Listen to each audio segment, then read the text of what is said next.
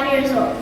At Girls Inc., I learned that advocacy is when you use your voice as a force for change, and that we can use our power to make a difference. During the She Votes program, I learned that people have had to fight for their right to vote over a long time by marching and protesting and using their voices. People use their voices to fight for themselves and also to support others. Another time I know that people had to fight for their rights is in my own neighborhood. Not so long ago, Asian people, which I am, and Black people weren't allowed to live in my neighborhood. People had to work hard to change that policy. So I know that people can be a force to make things better. I also know that in many places, some people still don't have all the rights they should have. I think we need to vote for people from all different cultures to be leaders so that everyone is respected. My name is Maze Jade Harris, and I'm from Hamus and Taos Pueblo. I'm a 4th grader at Wood Garden Elementary. I've been coming to Girls Inc. for 2 years, and I've learned that advocacy is when you stand up for something you think is right or for something that needs to change. I've also learned about advocacy at Girls Inc. and also from my mom, who's an advocate for justice through her organization, Three Sisters Collective.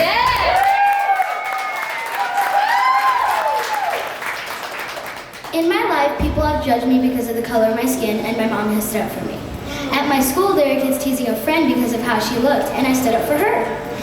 My mom taught me that it's important to use your voice when you see something that's wrong because otherwise things won't change. I want to shine a light on all the people like my mom who run social justice organizations that fight for democracy and equity for all of us.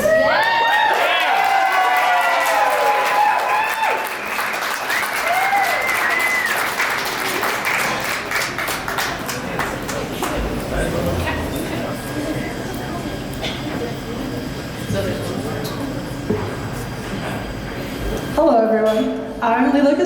I'm a senior at New Mexico School for the Arts, and I'm the 2021 Girls Inc. Girl of the Year.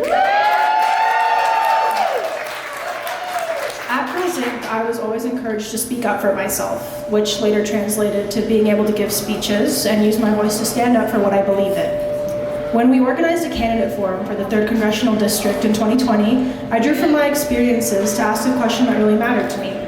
I had several friends who were in lockdowns at Santa Fe High due to the threat of a possible active shooter.